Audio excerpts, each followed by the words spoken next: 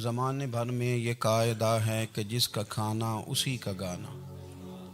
حضرت حکیم الامت فرماتے ہیں کہ زمانے بھر میں یہ قاعدہ ہے کہ جس کا کھانا اسی کا گانا، تو جن کا ہم کھا رہے ہیں انہی کے پھر گیت ہم گا رہے ہیں۔ کائنات ارضی اور سماوی پر سب سے بڑا، سب سے شاندار، سب سے خوبصورت، سب سے ٹھنڈا، سب سے امن والا جو انقلاب ہے وہ میرے نبی پاک نے برپا فرمایا۔ بڑی یہ کم نصیبی ہے کہ مسلمانوں میں فرقے بن گئے اور امت تقسیم ہو گئی، اور تقسیم ہونے سے کمزور ہو گئی۔ لیکن افسوس کی بات یہ ہے کہ لوگ اس بات کو سمجھنے سے عاری ہیں کہ عید میلاد النبی صلی اللہ تعالی علیہ وسلم تو امت اس بات کے شکر کے طور پہ مناتی ہے کہ اللہ نے ہمیں اپنے نبی کا غلام بنایا۔ آؤ میں تمہیں مسلم شریف پڑھ کے سناتا ہوں، اور راوی بھی وہ بندہ جو ہر وقت حضور کے قریب رہتے تھے، حضرت انس بن مالک رضی اللہ تعالی۔ آپ فرماتے ہیں مجھے وہ دن بھولتا ہی نہیں، میں بھلا سکتا ہی نہیں جس دن میرے نبی پاک مکے سے ہجرت کر کے مدینہ طیبہ تشریف لائے۔ حضور اس دن کیا ہوا تھا؟ تو حضرت انس بن مالک فرماتے ہیں ساری بیبیاں چھتوں پہ چڑھ گئی، ساری عورتیں اپنے اپنے کام میں مصروف ہوتی ہیں، کوئی کسی وجہ سے چھت پہ چڑھ جائے تو چڑھ جائے، ساری کٹھی تب بھی چڑھتی ہیں جب گلی میں کچھ اور ہو، جب کوئی انوکھی بات۔ ساری بیبیاں چھتوں پہ چڑھ گئیں، بچے درختوں کے ساتھ چمٹ گئے، اور فرماتے ہیں کہ 70 کے قریب لوگ حضور کی سواری کے آگے تھے اور باقی سینکڑوں کی تعداد سے سواری کے پیچھے تھے، اور فرماتے ہیں یہ الگ منظر تھا۔ اور یہ مسلم شریف میں نعرہ موجود ہے، مسلم شریف میں یہ صحیح مسلم میں موجود ہے کہ جب حضور مدینے آ رہے تھے تو مدینے والے نعرہ لگاتے تھے یا محمدہ یا رسول اللہ، اور چلتے ہوئے لگا رہے تھے یا محمدہ یا رسول اللہ کا وہ نعرہ لگا رہے تھے۔ اور پھر حضرت انس بن مالک فرماتے ہیں یہ دو منظر یہ تھے، ایک تیسرا منظر بھی تھا۔ مدینہ شریف کے اندر کچھ قبیلے تھے، آج بھی ایسا ہونا نہیں چاہیے، یہ اسلام نہ صرف اس کو ناپسند کرتا ہے بلکہ اس کی تردید کرتا ہے۔ چھوٹی برادری بڑی برادری آج بھی تقسیم ہے، نہیں ہونی چاہیے۔ عرب کے اندر بھی تقسیم تھی، کچھ قبیلوں کو چھوٹا جانتے تھے، کچھ کو بڑا جانتے تھے۔ ایک قبیلہ تھا بڑا قبیلہ، بنو نجار کا، چودھریوں کا قبیلہ، سیٹھوں نوابوں کا قبیلہ، بڑے لوگوں کا قبیلہ۔ اس قبیلے کی بیٹیاں ایک کونے میں دف لے کے بیٹھ گئی۔ نبی پاک صلی اللہ تعالی علیہ وآلہ وسلم کے غلاموں بات کو سمجھے۔ ایک منظر یہ کہ عورتیں چھتوں پہ، آج ہم منع کریں گے کیونکہ یہ پردے کی آیتیں نازل ہونے سے پہلے کی بات ہے، اب آیتیں آ گئیں، اب ہم یہ اجازت نہیں دیتے۔ عورتیں چھتوں پہ چڑھ گئیں، مرد گلیوں میں نعرے لگانے لگے، اور بنو نجار قبیلے کی بیٹیاں، چھوٹی بچیاں وہ ایک کونے میں دف لے کے بیٹھ گئیں اور وہ پڑھنے لگیں طلع البدر علیہ۔ اب تو میلاد غریبوں میں رہ گیا ہے، ہمارے یہاں فیشن ہو گیا ہے، جب حالات خراب ہوتے ہیں تو لوگ برکت کے لیے میلاد کراتے ہیں، اور جب امیر ہو جاتے ہیں پھر انہیں میلاد کے جائز ہونے کی دلیل ہی کوئی نہیں ملتی، پھر وہ یہ فیشن ہے۔ بندہ تھوڑا سا پڑھ جائے نا دو چار چیزیں تو ہر چیز کو غلط کہنا اس کی طبیعت ہوتی، پھر یہ فیشن ہے کہ میری سوسائٹی نہیں ہو گئی، کتابیں نہیں ہو گئی، فرنیچر نیا ہو گیا، دوست نئے ہو گئے، تو مذہب وہی پرانا۔ ہوئے کوئی ترقی کرنی چاہیے، پھر وہ ترقی کرتے ہیں بیچارے، اور جن کی پیچھے 10 نسلیں اور 50 نسلیں میلاد مناتی آنے کو اتنی دلیل کوئی نہیں ملی، سبحان اللہ۔ جن کی دادی وضو کر کے کھیر پکاتی تھی 11ویں کی، جب امیر ہو جاتے ہیں تو انہیں 11ویں پکانے کی دلیل ہی نہیں ملتی۔ اب آپ امیر ہو گئے میرے بھائی، آپ کا فیشن ہے، یہ طبیعت کا حصہ ہے۔ آپ چاہتے ہیں کہ میں وہ کام کروں جو درویش لوگ، سادے لوگ نہیں کرتے۔ تم اپنے معاملات کو بچانے کے لیے نعرے لگاؤ تو تمہارے پاس ساری دلیلیں ہیں، لیکن یہ تمہارا نصیبہ ہے کہ تم جھوٹوں کے نعرے لگاتے ہو، لیکن یہ غریبوں کا نصیبہ ہے کہ میلاد والے رسول کا نعرہ لگا، یہ غریب کا حصہ ہے۔ لیکن وہ بنو نجار کی بچیاں غریب نہیں، امیر گھرانے سے تھیں۔ انہوں نے جو بات کی اس کو حفیظ جلندری نے لکھا۔ مرحوم کہنے لگے کہ وہ ننھی بچیاں، چھوٹی بچیاں تھیں، کہتے وہ ننھی بچیاں وہاں بیٹھ کر دف بجاتی تھیں اور رسول پاک کی جانب اشارے کر کے گاتی تھیں، اور لوگوں سے کہتی تھیں کہ یہ کو ہمارا پیشہ نہیں دف بجانا، ہم تو چودھریوں کی بیٹیاں ہیں، ہم تو بڑے خاندان سے ہیں۔ وہ ننھی بچیاں جو بیٹھ کر وہاں دف بجاتی تھیں، رسول پاک کی جانب اشارے کر کے گاتی تھیں اور کہتی تھی ہم ہیں بچیاں نجار کے عالی گھرانے کی، خوشی ہے آمنہ کے لال کے تشریف لانے، ہمیں بڑی خوشی ہے آمنہ کے لال کے، خوشی ہے آمنہ کے لال کے، خوشی ہے آمنہ کے لال کے، ہمیں خوشی ہے آمنہ کے لال کے تشریف، خوشی ہے بس آمنہ کے لال کے تشریف۔ نبی پاک صلی اللہ تعالیٰ علیہ وآلہ وسلم سے امت کا جذباتی رشتہ ہے۔ یہ پہلے دن سے ہی ابو جہل کب منع کرتا تھا کسی مسلمان کو کہ خانہ کعبہ میں نماز نہ پڑھو، کہتا پڑھو۔ حضرت صہیب ابن سنان رومی سے اس نے کہا کہ آپ اپنے طریقے کے مطابق، مسلمانوں کے طریقے کے مطابق کعبے کے اندر نماز پڑھیں، جو مرضی کریں۔ روکتے تو وہ نبی پاک کے قریب جانے سے تھے، وہ منڈیوں میں بیٹھ جاتے تھے، حضور کے قریب نہ جانا، حضور کے قریب نہ جانا، حضور کے قریب نہ جانا۔ میری بات کو آپ سمجھے اور ہمیشہ یاد رکھیں، امت کا نبی پاک سے جذباتی رشتہ، جذباتی۔ یہ جو رسول اللہ کی امت ہے یہ گناہ گار ہو سکتی ہے پر اپنے نبی کی غدار نہیں ہوتی۔ میں آپ کو صحیح کہہ رہا ہوں، میرے کلین شیو نوجوان کے کان میں آپ جا کے کہیں نبی پاک، چاہے اس نے نماز نہ پڑھی ہو، چاہے اس نے داڑھی نہ رکھی ہو، آپ حضور کا نام لیں، اس کے رونگٹے کھڑے ہو جاتے ہیں، اس کی طبیعت، اس کا دل دھک دھک کرتا ہے، اس کی ایک ایک روح سے محمد محمد کی آوازیں نکلتی۔ یہ فیض ہے رسول پاک کا اور یہ کرم ہے اللہ کا اس امت کے ساتھ۔ امیر ملت پیر جماعت علی شاہ صاحب محدث علی پوری فرماتے ہیں، ایک جگہ ہندوؤں کا جلسہ تھا، ہندو پنڈت تقریر کر رہا تھا، اس نے نبی پاک صلی اللہ علیہ وسلم کی شان میں معاذ اللہ کو بیعت بھی کر دی۔ مسلمان تھے ہی نہیں، ایک مسلمان تھا، وہ ملنگ نہیں ہوتے دوری ڈنڈے والے، اس کے بعد رنگین ڈنڈا تھا، وہ کہیں دور بیٹھا تھا، تو اس نے سن لی، اسپیکر چل رہا تھا، تو وہ ڈنڈا لے کے تو سٹیج پہ چڑھ آیا۔ وہ کہتا ہے میں نے پنڈت کے سر میں مارا ایک ہی ہے پر مارا ذرا صحیح کر کے، وہ ڈھیر ہو گیا، لوگوں نے گرفتار کر لیا، جیل میں چلا گیا۔ پیر صاحب کہتے ہیں میں ملنے گیا، بندے کو بسم اللہ بھی سیدھی نہیں پڑھنی آتی، سورۃ اخلاص بھی ٹھیک نہیں آتی، اسے ربنا آتینا دعا نہیں کر سکتا، ملنگ ہے۔ میں ملنے گیا اور میں نے کہا یار نہ تو نماز پڑھے، نہ داڑھی رکھے، نہ تو مسجد جائے، پر تو نے کمال کر دی۔ تو کہتے ہیں پیر صاحب چھم چھم رویا اور پنجابی میں کہنے لگا پیر صاحب میں گناہ گار ہاں پر اپنے نبی دا غدار تے نہیں نا۔ یہ گناہ گار اور غدار میں فرق ہوتا ہے، میں گناہ گار ہوں پر یہ تو نہیں نا کسی کی ضرورت کہ میرے سامنے میرے نبی کے بارے میں بات کر جائے اور ساڈی اچھی تے سچی سرکار نو گل کر جائے۔ یہ بات آپ سمجھیں، دشمن احمد پہ شدت کیجئے، ملحدوں سے کیا مروت کیجئے، شرک ٹھہرے جس میں تعظیم رسول، اس برے مذہب پہ لعنت کیجئے، اور مثل فارض زلزلے ہوں نجد میں ذکر آیات ولادت کیجئے، اور یا رسول اللہ کی کثرت کیجئے۔ نبی پاک کا پیار امت کے لیے سرمایہ حیات ہے، رسول پاک کے ساتھ امت کا والہانہ رشتہ ہے۔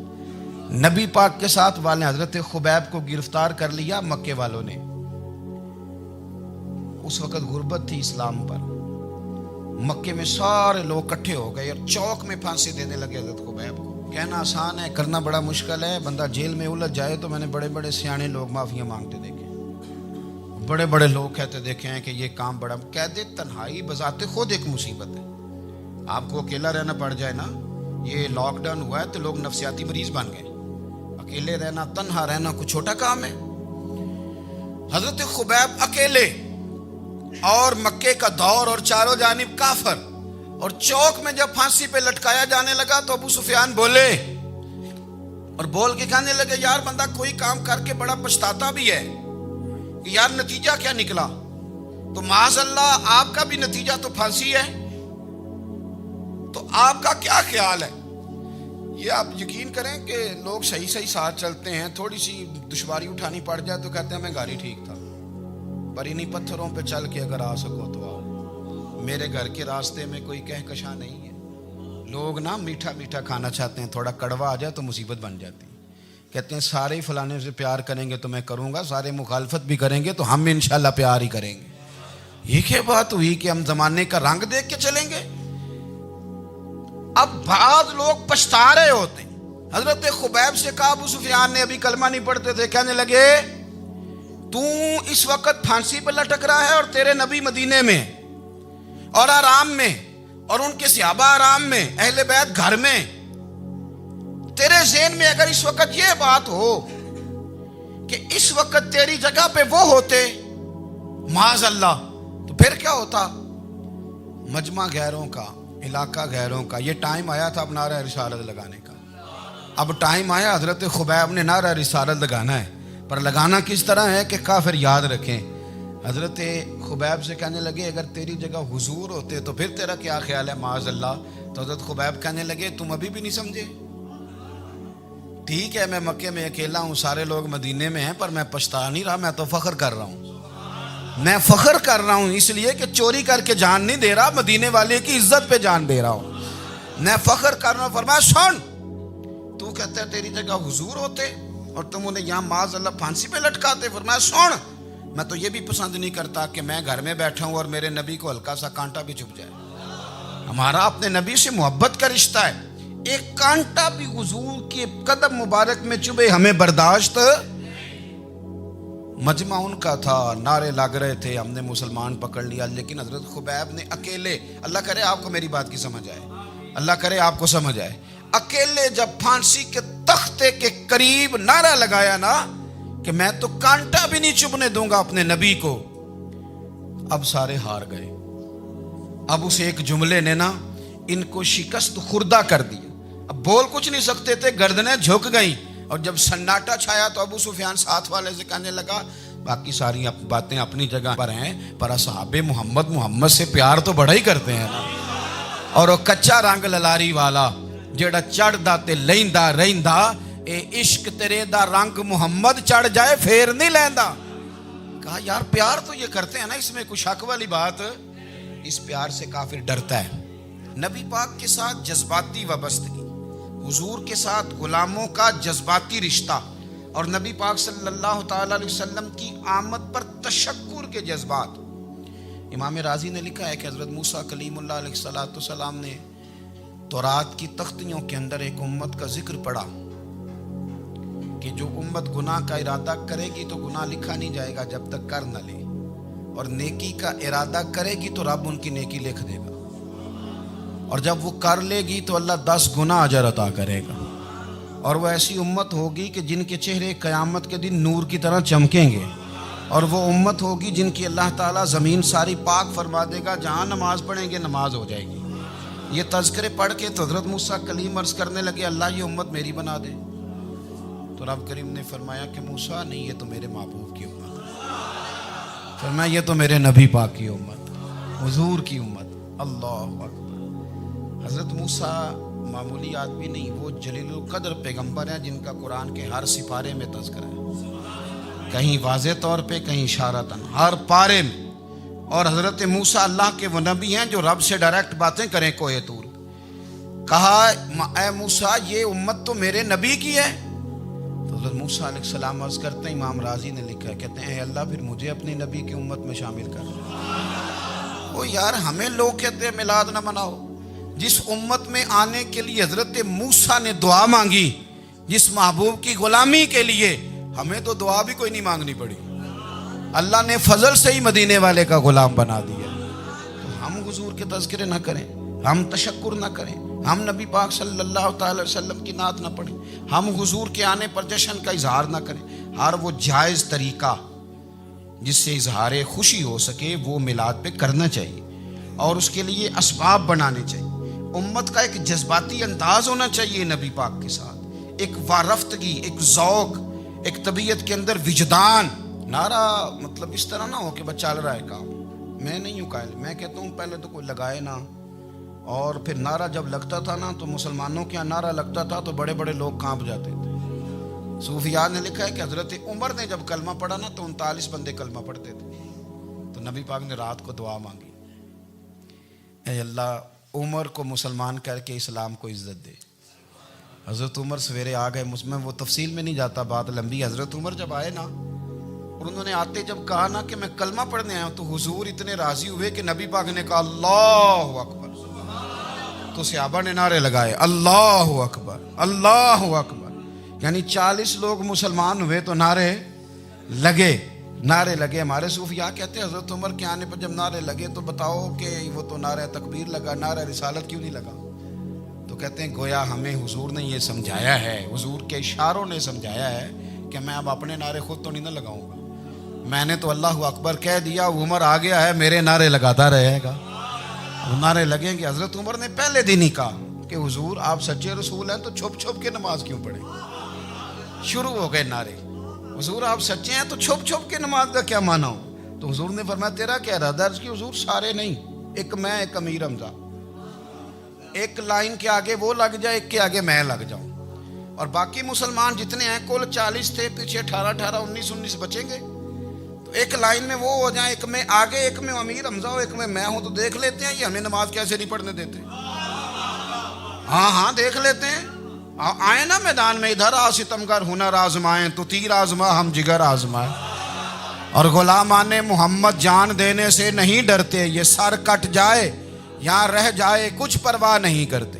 فرمایا بھی پتہ چل جاتا ہے نا، ایک لائن میں حضرت امیر حمزہ ہو گئے، ایک میں حضرت عمر ہو گئے۔ پہلے یہ مارتے تھے جو حرم شریف میں مسلمانوں کے طریقے پہ نماز پڑھتا تھا، یہ جلوسوں کی بڑی برکت ہے، اندر بیٹھے رہے نا چپ کر کے، نکل جائیں تو پتہ کچھ بھی نہیں چلتا۔ جب نکلتے ہیں نا لوگ کہتے ہیں جلوس کیا معنی ہے، تو میں بتاتا ہوں نا جلوس کا معنی کیا ہے۔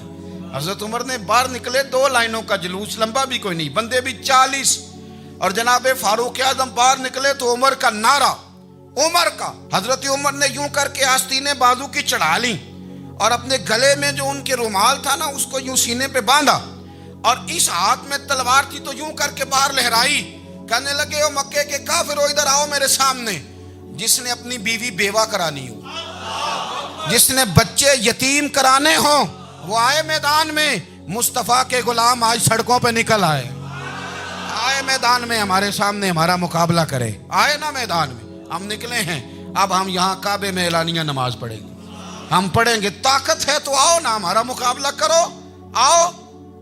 کفر بذات خود بہت بڑا جھوٹ ہے، اور جھوٹ کے پیر 2 بندے نکلے تلواریں لے کے آگے تو پھر حضرت عمر نے اعلانیہ نماز پڑھوائی خانہ کعبہ۔ تو میرے بھائی رسول اللہ صلی اللہ علیہ وسلم کے غلام تو جب نعرہ لگاتے تھے تو ہو ہی کمال جاتا تھا۔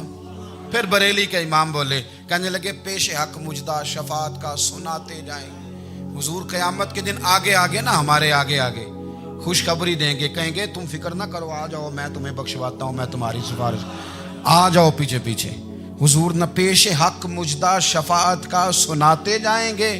یقین کریں بریلی کے امام کو بھی بڑا ہی رنگ آتا ہے بیان کرنے کا، کہنے لگے آپ روتے جائیں گے، اللہ کو منانا ہے نا حضور نے، کہتے ہیں پیش حق مجدہ شفاعت کا سناتے جائیں گے، آپ روتے جائیں گے پر ہم کو ہنساتے جائیں گے، باغ جنت میں محمد مسکراتے جائیں گے، پھول رحمت کے گریں گے ہم اٹھاتے جائیں گے، اور حشر میں ہوگا ہمارا داخلہ اس شان سے ہم یا رسول اللہ کا نعرہ لگاتے جائیں، ہم یا رسول اللہ کا نعرہ۔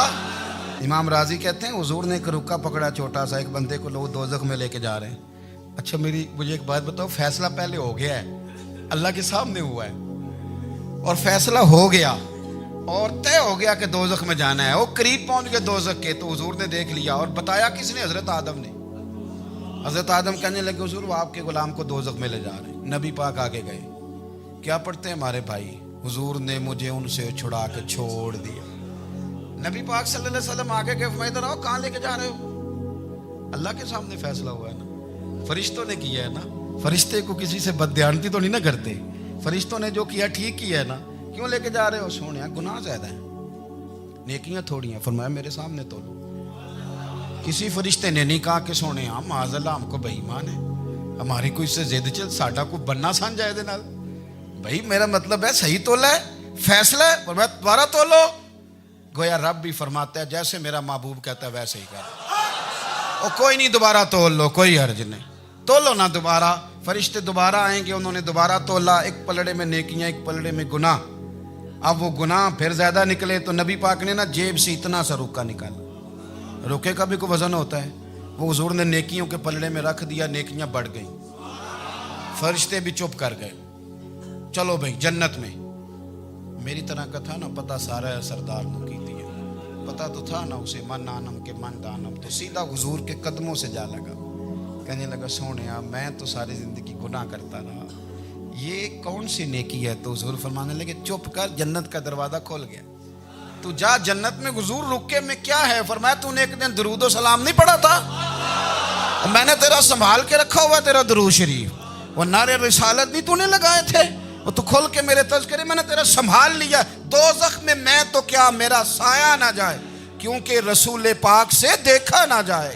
میرے رسول پاک اور میری بات سنو, میں بھی آپ کو کھانا نہیں کھلاتا, لنگر میرے سنگی کھلاتے ہیں, میرے دوست آپ کو کھانا پیش کرتے ہیں. ہر جگہ آپ جاتے ہیں تو وہاں کچھ لوگوں کی ڈیوٹی ہوتی ہے. لیکن ترمذی شریف سیاستہ کی حدیث ہے, حضرت انس نے پوچھا تھا حضور قیامت میں کہاں ملیں گے؟ فرمایا حوض کوثر پہ. حضور وہاں انس پانی پلائیں گے کہ بلال پلائیں گے کہ سہیب پلائیں گے؟ فرمایا نہیں, امت پیاسی آئے گی تو میں اپنے دست مبارک سے پانی پلاؤں. حضور وہاں نہ ملے تو فرمایا پل صراط پہ آنا, امت گزرے گی تو میں رب سلیم کی دعائیں کروں گا. تو اعلیٰ حضرت فرماتے ہیں جب حضور دعا کر رہے ہیں تو ڈرنے کی ضرورت کیا ہے؟ خدا کی رضا چاہتے ہیں دو عالم, خدا چاہتا ہے رضائے محمد, رضا اب پل سے وجد کرتے گزری کہ ہے رب سلیم دعائے محمد صلی اللہ ہو. حضور وہاں ملاقات نہ ہوئی تو پھر اس حدیث کو بھی یہ حدیث مضبوط کر دے گی. حضور فرمانے لگے پھر میزان عمل پہ آ جانا, امت کی عمل تول رہے ہوں گے اور میں کامیابی کی دعائیں مانگ رہا ہوں گا. تو جس کے لیے حضور دعا مانگیں گے ناکام ہوگا, ناکام ہوگا. اپنے بچوں کو حضور کی محبت سکھائیں, نبی پاک صلی اللہ علیہ وسلم کی غلامی کریں. آپ کا رشتہ نبی پاک کے ساتھ مضبوط ہونا چاہیے, آپ کے تعلقات حضور کے ساتھ مضبوط ہونے چاہیے. اور آپ نے دائیں بائیں نہیں دیکھنا کہ پراپوگنڈا کیا ہے, لوگ کیا کہہ رہے ہیں. لوگوں کو دیکھ کے جو لوگ رستہ بناتے ہیں وہ پیچھے رہ جاتے ہیں. آپ نے یہ دیکھنا ہے کہ میرا حضور سے نسبت کا تعلق مضبوط ہے. کوئی کدھر جا رہا ہے اس سے ہمیں کوئی تعلق. اس وقت عالمی حالات کیا ہیں, قومی حالات کیا ہیں, معاشی حالات کیا ہیں, جرنلسٹ کیا کہہ رہے ہیں فلانے کے, ہمیں اس سے غرض نہیں ہے. ہمیں تو اتنا پتہ ہے کہ ہم نے اپنے نبی کو راضی کرنا ہے. تو اس لیے خوبصورت محافل کا ذکر کریں, خوبصورت درود شریف پڑھیں.